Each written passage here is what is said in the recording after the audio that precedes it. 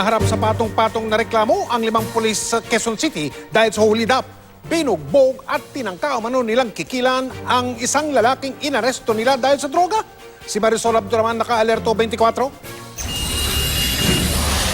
Sa kulungan ng bagsak ng 3 sa 5 pulis nang arestuhin ng QCPD matapos silang ireklamo ng kanilang nabiktima, unlawful arrest, arbitrary detention, robbery, attempted robbery, extortion at physical injury ang mga kasong kinakaharap nila. Kwento ng biktimang si Rayman Lapas. Alas 2 na madaling araw kahapon nang may tumawag sa kanya na kakilala upang makipagkita para kumuha ng iligal na droga. Nang magkita daw sa barangay Salapan, San Juan, inaresto siya na PO1 Christian Felipe nang wala siyang mailabas na droga. Pinaiba po ng pera. Sinabi ko wala, dahil lang po dinakma. Isinakay daw siya sa motor ni PO1 Crispin Cartagenas na siya mismong nagmaneho sa motor. Kasama ang isa pang pulis na nakamotorsiklo rin na kinilalang si PO1 Antonio Timario. Idiniretso raw ang biktima sa PCP-7 outpost ng QCPD sa Barangay Arayat, Cubao, Quezon City kung saan di umano binumbog naman siya ni na PO1 Emmanuel Tabora at PO1 Felipe. Sa pilitan pa di umanong kinuha sa biktima ang kanyang singsing. Sumbong pa ni Manlapas. Ipinakita rin sa kanya ang mukhang baril na ito na isa palang lighter at isang kutsilyo na ipinapatubos daw ng 30,000 pesos.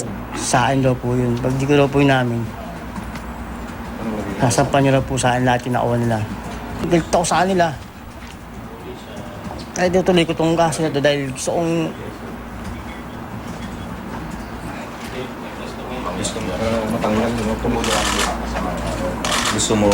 Makakawa po sa akin yung sobra na tama na po, sir. Ito yung sinasabi na robbery extortion na sinasabi magbigay ka ng 30,000. Matapos makatawag sa kapatid, nailigtas si Manlapas at naaresto sina PO1 Cartagenas, PO1 Israel Cerezo, PO1 Tabora at ang impormante nilang si John Mark Castañeda.